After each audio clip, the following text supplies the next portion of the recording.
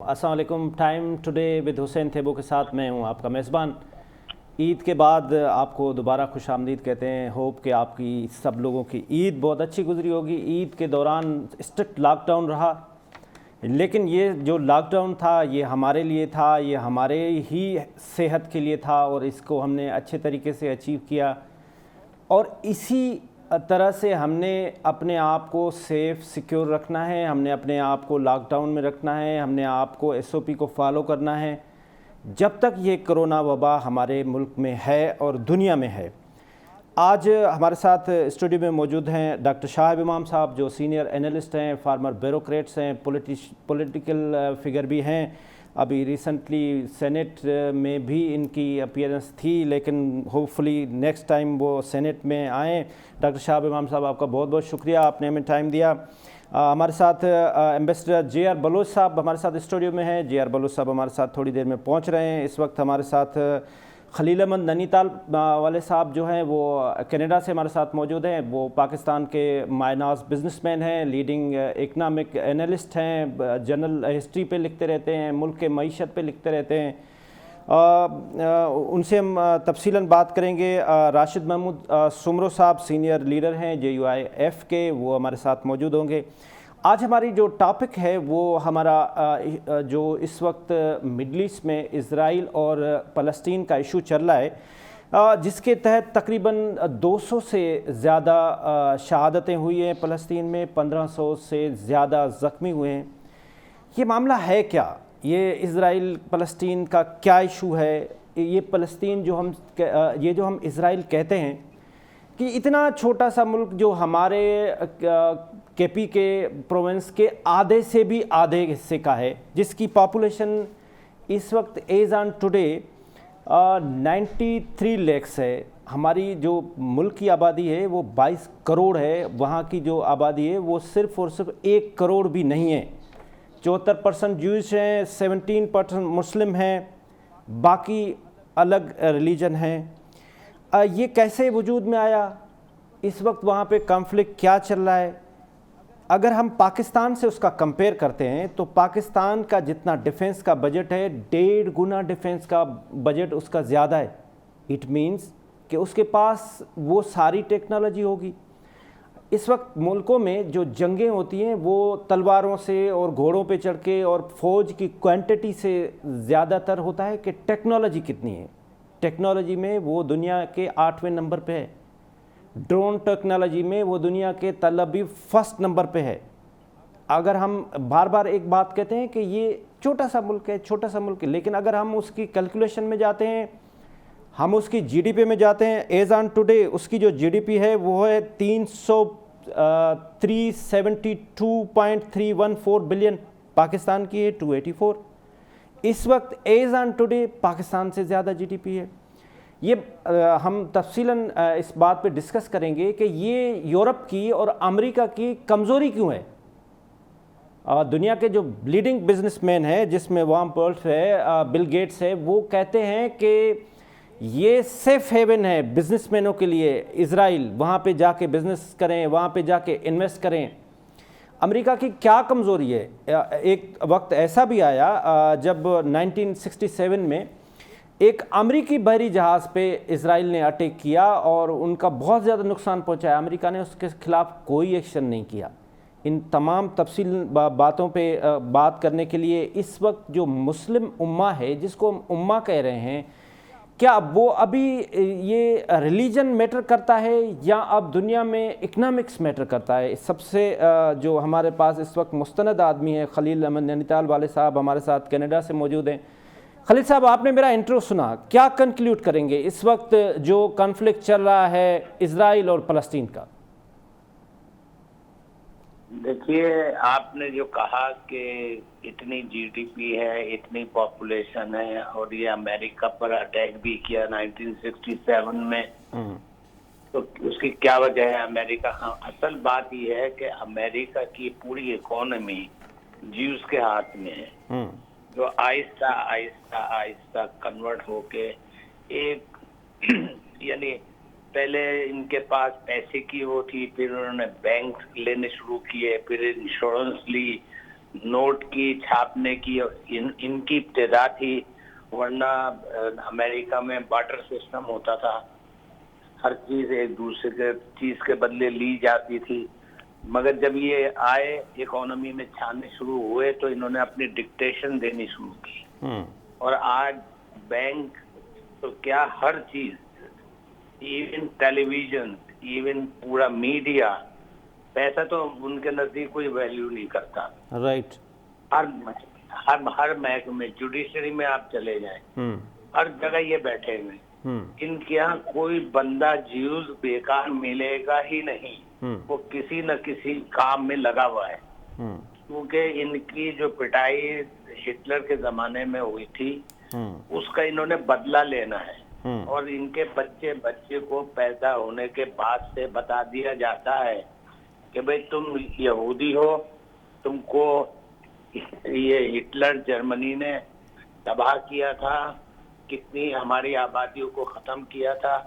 इसके अंदर हालांकि थे तो वो क्रिश्चियन, ये जो जर्मन, मगर इनको यूं समझ लें 90s के दरमियाने, उसमें 47 कोई 48 के दरमियान इंग्लैंड ने फलस्तीनियों से कहा कि जी आपके पास जमीन पड़ी है, ये यहाँ से निकाले हुए हैं, इनको दोबारा आबाद कर दीजिए। ठीक है।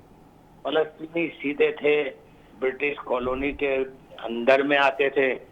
उन्होंने कहा चलो ठीक है, आ जाएं, क्योंकि एक किबला इनका भी है, एक किबला हमारा भी है, एक क्रिश्चियनों का भी है, सब तीनों के किबले हैं, तो हम चलो भाई बन के रहेंगे। तो ये भाई बनकर आए थे और डाकू बनकर अब हर चीज वो कर रहे हैं जो उनके साथ हुई थी। अच्छा नैनीताल वाला साहब, आपने फरमाया कि ये हर चीज़ पे कंट्रोल रखते हैं। अगर दुनिया में हमें ये गिनने पड़े तो ये टोटल दुनिया में ज़्यादा से ज़्यादा 1 करोड़ हैं। 1 करोड़ वर्सेस 2 से 2.5 अरब मुसलमान। तो मुसलमान क्यों नहीं अपने आप को एक्टिव कर रहे हैं?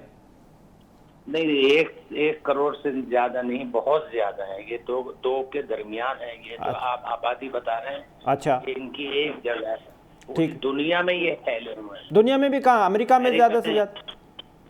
हाँ, अमेरिका कोई छोटा मुल्क है क्या? हाँ ठीक है। फिर इनकी अब उनकी औलादों की औलादें हो गई हैं। ये इवन ये जो आपका ट्रम्प था, ये भी अगर आप देखें तो वो भी ज्यूस था। अच्छा, ये बाद में कन्वर्ट हुआ है। तो ये ऐसे बहुत कन्वर्शन हुए हैं। क्योंकि मैं यहाँ कनाडा में रहता हूँ, कल इत्तेफाक की बात है जी, 10,000 से ज्यादा लोगों ने डाउनटाउन में इनके खिलाफ मुजाहरा किया, जिसमें हिंदू, मुसलमान, सिख के साथ साथ यहूदी भी थे।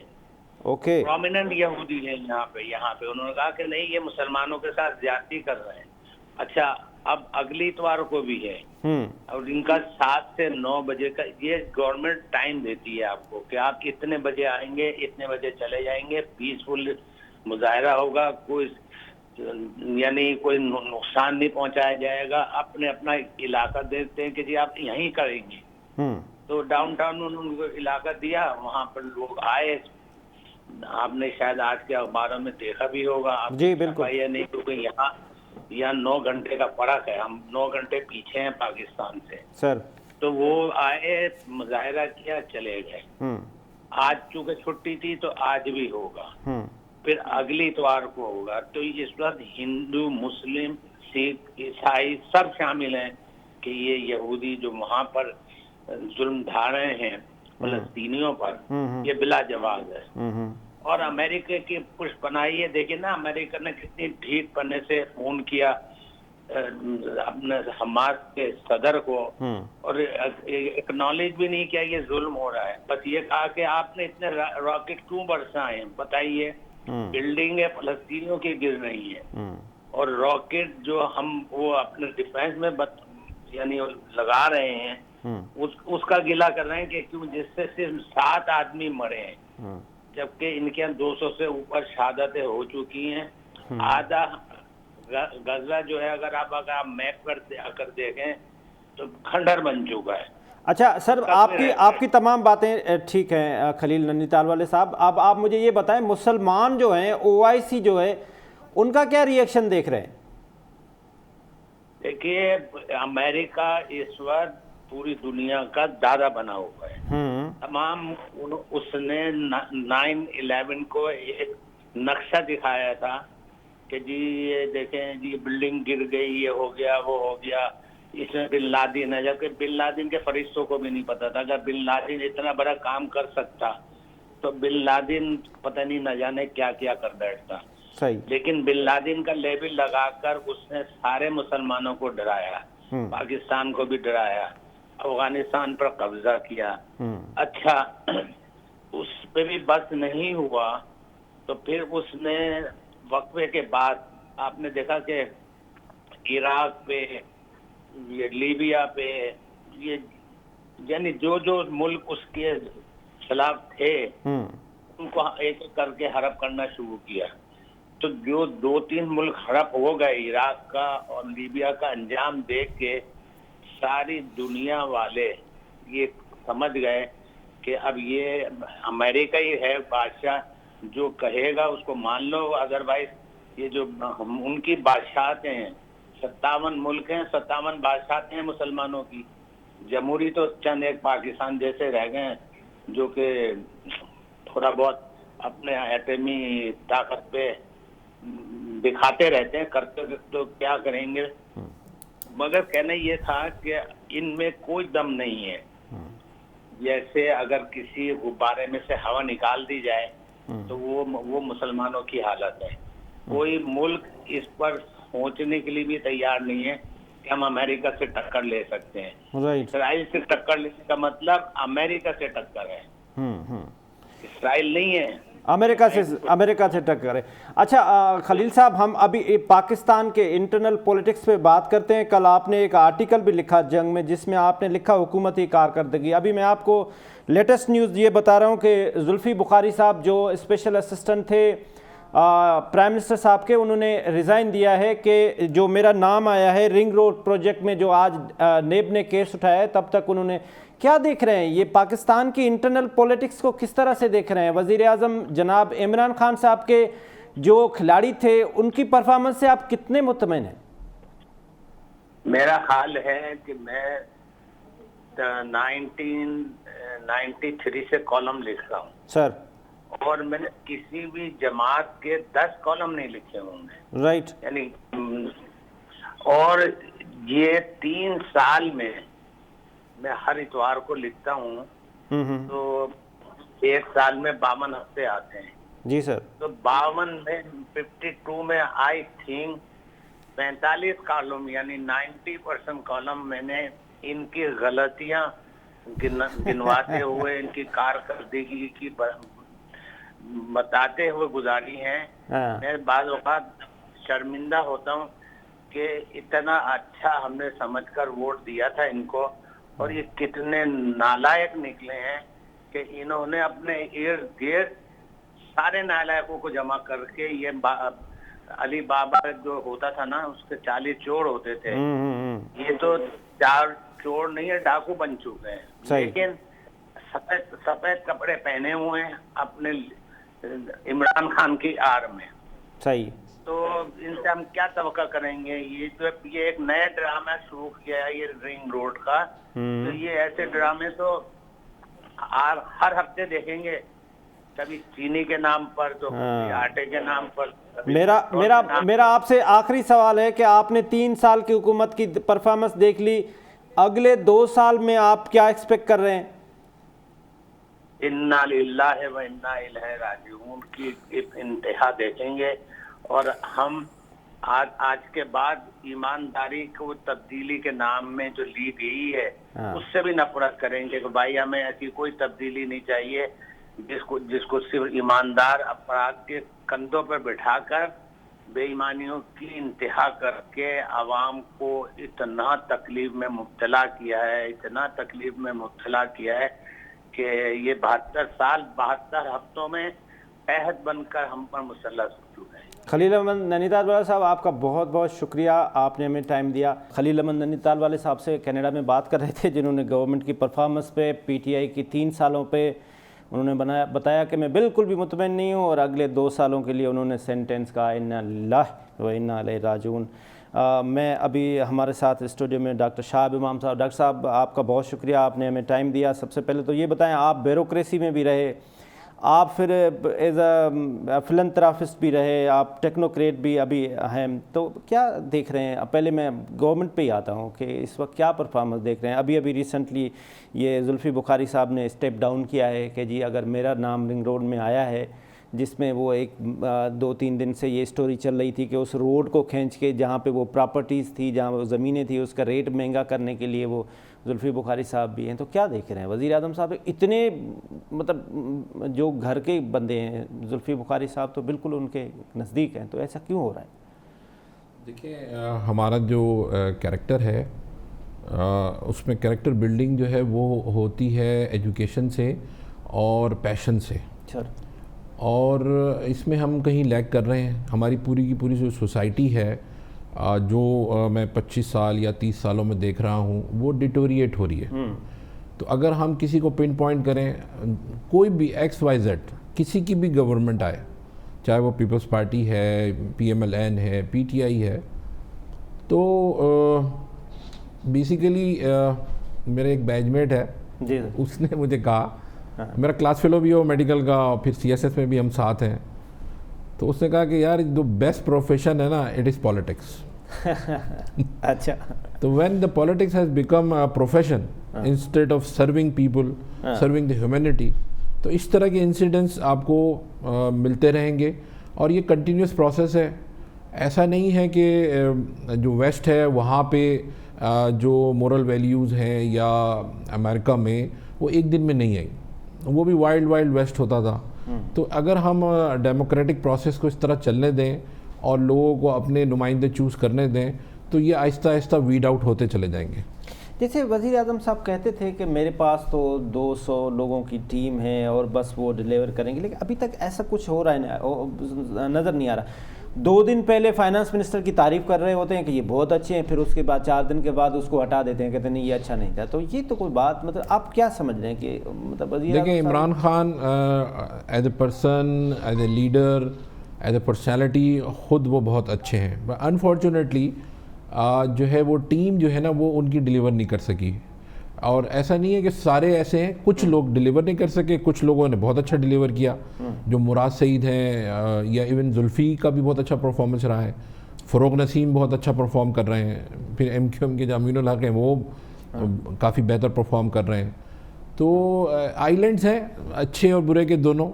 بالکل صحیح بات ہے. ناظرین, ایمبیسڈر JR بلوچ صاحب نے بھی ہمیں جوائن کر لیا. بلوچ صاحب آپ کا بہت بہت شکریہ. میں آپ سے کنٹینیو رکھتا ہوں سر. ہمارا جو آج کا ٹاپک تھا وہ اسرائیل اور فلسطین کنفلکٹ تھا. کیا دیکھ رہے ہیں, مطلب یہ دنیا ایک طرف ہے اور مسلم ملک ایک طرف ہیں, اور ایسا نہیں ہے کہ ہم دیکھ رہے ہیں کہ یورپ میں پروٹیسٹ بھی ہو رہا ہے, ان کے خلاف آواز بھی اٹھ رہی ہے, UN میں ریزولیشن بھی ہو رہا ہے, مطلب سب ہو رہا ہے, لیکن وہ جو مرضی اس کی وہ کر رہا ہے, اس کو کچھ وہ فرق نہیں پڑ رہا. وجہ کیا ہے؟ دیکھیں, اسرائیل جو ہے وہ اس نے جو ویسٹ ہے, جو امریکہ ہے, اس کو اپنا جو ہے وہ محتاج کر لیا. کس طرح سے کہ ٹیکنالوجی پہ اور فائنینشیل انسٹیٹیوشنز پہ. ایون جو اٹامک بام تھا جو 1945 میں امریکہ نے ناگاساکی اور ہیروشیما پہ گرایا تھا, وہ بھی ایک جرمن سائنٹسٹ کی انوینشن تھی. وہ جرمن سائنٹسٹ تھا, وہ ہولوکاسٹ کی وجہ سے امریکہ شفٹ ہو گیا تھا, اور اس نے جو ہے اس کو نیوکلر بام کو, اسی طرح سے ٹیکنالوجی میں اس وقت سائبر سیکیورٹی میں IT کی جو it is the hub of artificial intelligence. Einstein جو آج کل سب سے آئنسٹائن بھی بالکل, وہ بھی. تو یہ ایک لیسن ہے ہم مسلمانوں کے لیے. اور اب جو رینیسا آیا تھا نا, ری برتھ آف یورپ جو ہوا تھا, وہ ہوا تھا اسپین سے. اور اسپین میں جن لوگوں نے عربک سے اس کو کنورٹ کیا تھا دوبارہ لیٹن میں, وہ جوز تھے. عربز نے جو لیٹن سے عربک میں لے کر آئے اسپین میں, اور اسپین سے دوبارہ سے جو ریبرتھ جس کو رینیسا کہتے ہیں وہ جوز نے کیا, جو پھر وہ اٹلی, فرانس, اٹلی, اور اٹلی سے پھر وہ لنڈن اور پھر US گیا. تو اس وقت جو ہے صورت جو ابھی جو فلیش پوائنٹ ہوا وہ یہ ہوا کہ ان کی کورٹ نے آرڈر دیا, جو ایسٹ بینک میں ایک ایسٹ جروسلم میں ایک جگہ ہے جس کو شیخ الجرح کہتے ہیں, ایک سمجھیں ایک سیٹلمنٹ ہے, اس پہ لیٹیگیشن چل رہی تھی. وہ عربز رہتے ہیں, وہ ایسٹ جیروسلم میں ہے, اور ایسٹ جیروسلم کا جو اسٹیٹس ہے وہ ڈسپیوٹڈ ہے as per the resolution of 1967 242. اس کے تحت جو ہے جو پری 1967 جو اس کی باؤنڈری ہے وہ لیجیٹیمیٹ ہے, جو اس نے برٹش مینڈیٹ جو کہ 1920 سے لے کے 1948 تک 11 مئی 1948 تک جو جیروسلم یا فلسطین جو ہے یا ٹرانس جارڈن جو ہے وہ تھا انڈر دا برٹش مینڈیٹ.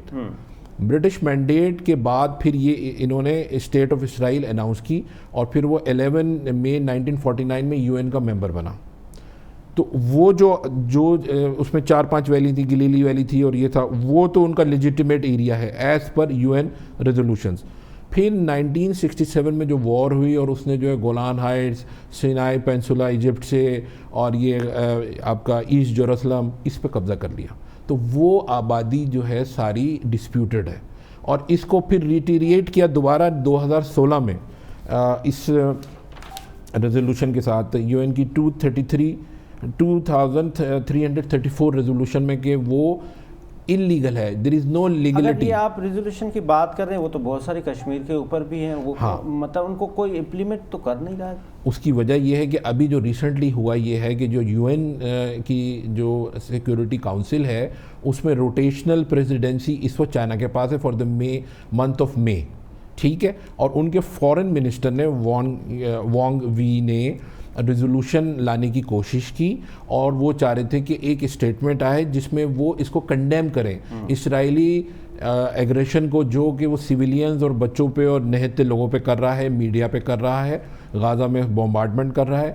تو وہ اس کو جو ہے اس کو انڈو کر دیا مس گرین فیلڈ نے, جو کہ UN ایمبیسڈر ٹو UN ہیں, اور انہوں نے کہا ہے کہ جو ہمارے سیکرٹری آف اسٹیٹ ہیں اینتھونی بلنکن, وہ بیک ڈور ڈپلومیسی میں ہیں, ہم ان کے ساتھ محمود عباس کے ساتھ اور بنجامن نیتنیاہو کے ساتھ, اور وہ بیک فائر کر جائے گا. تو یہ تو وہ تھا یوفیمسٹک اسٹیٹمنٹ جو بائیڈن کی ٹیم کا. انہوں نے کہا جی ہم نے اپنا انوائے بھی وہاں بھیجا ہے, اور اس کو وہ فالو کر رہے ہیں. Hady Amr, he is an envoy, special envoy of the president of United States, کہ یہ سارا بیک فائر ہو جائے گا. اس کا لب لباب یہ ہے کہ US جو ہے اس نے اس اسٹیٹمنٹ کو, ریزولوشن کو پاس نہیں ہونے دیا سنڈے کو. رائٹ, ٹھیک ہے. اچھا OIC کی آپ بات کرتے ہیں, انہوں نے ورچوئل ایک وہ کیا سعودی عرب کے انیشیٹو پہ, اس میں ہمارے پرائم منسٹر نے پاکستان کو جو اسٹینڈ ہے اس کو ریٹیریٹ کیا کہ ہم ہر طرح کے اسرائیلی ایگریشن کو پروٹیسٹ کرتے ہیں, ہم اپنے مسلمان فلسطین بھائیوں کے ساتھ کھڑے ہیں اس مشکل گھڑی میں. مگر میں ایز اے پرسن, میری انڈیویجول وہ یہ ہے کہ OIC جو ہے وہ کشمیر پہ بھی جو ہے ایمرجنسی وہ لایا کرے, جو انہوں نے اس کا اسٹیٹس 370 کا ختم کر کے اپنے ساتھ ملا دیا اس کو ریسٹ آف, اور وہ اس کا ڈیموگرافی چینج کرنے کے لیے وہاں پراپرٹی اور وہ لینے کی اجازت دے دی سارے ریسٹ آف انڈیا کو. تو اس پہ بھی OIC اجلاس بلا کے کنڈیم کرے اور ہمارے ساتھ بھی کھڑا ہو. بالکل ٹھیک ہے. ڈاکٹر صاحب, ایمبیسڈر GR بلوچ صاحب, آپ کا بہت بڑا ایکسپیرینس بھی ہے, آپ اس فیلڈ میں خود بھی رہے ہیں. ابھی ہم پریکٹیکلی دیکھ رہے ہیں, ابھی ہم نے شاہ محمود قریشی صاحب نے تھوڑی دیر پہلے ہاؤس میں بڑا زبردست طریقے سے خطاب کیا, اور انہوں نے کہا میں جا رہا ہوں, اور فارن آفس میں ابھی میری جو ہے وہ فارن منسٹر ٹرکی سے بات ہوئی ہے, پھر میری ملیشیا میں بات ہوئی ہے, سوڈان کا آ رہا ہے, اور ایران سے بات ہوئی, اور ہم مل کے بات کر رہے ہیں. پھر ہم وہاں پہ ریئیکشن بھی آ رہا ہے. US میں دیکھیں تو وہاں پروٹیسٹ ہو رہا ہے, یورپ میں پروٹیسٹ ہو رہا ہے, لیکن گراؤنڈ پہ کچھ نہیں ہو رہا ہے. اگر بائیڈن بڑا وہ ہم کہتے تھے سیکولر آدمی آ گیا, اس نے بھی فون کر کے انہی کی فیور کر دی کہ نہیں یہ جو کر رہے ہیں وہ اپنی سیفٹی. تو یہ کیا اس کے پاس, اسرائیل کے پاس ایسا کیا ہے جس کی وجہ سے اس کا نام لینے سے جو ہے وہ پریکٹیکلی لوگ ڈر رہے ہیں؟ بسم اللہ الرحمن الرحیم.